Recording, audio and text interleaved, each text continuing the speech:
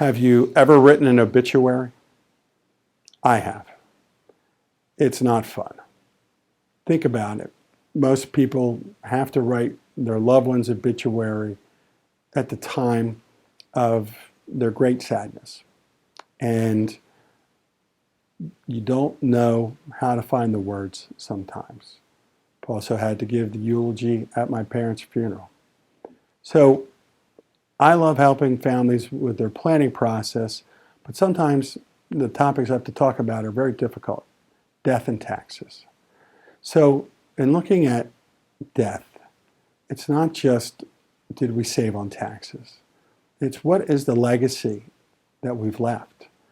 As we hear from our friend Willie Geist on Sunday mornings, he's got a segment, A Life Well Lived, that he talks about when we've lost someone special. Every time we lose a loved one, a life well lived, then it has to be reflected upon.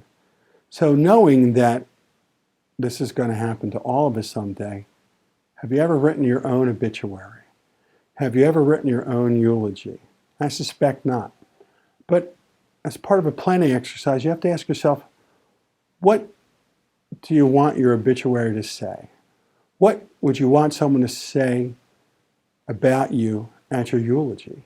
Have you lived your life that you've wanted to live so that when you're gone, people will remember you for what matters to you, not just what job you held, what college you went to, what are the names of your children and your grandchildren after you're gone? What mattered? What cause did you support? What charity did you regularly contribute to? How did you help make the world a better place? That's important.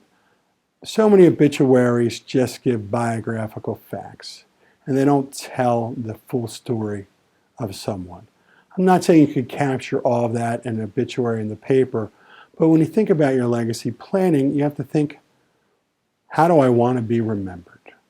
What would I want my obituary to read, and what would I want someone to say at my eulogy? This matters.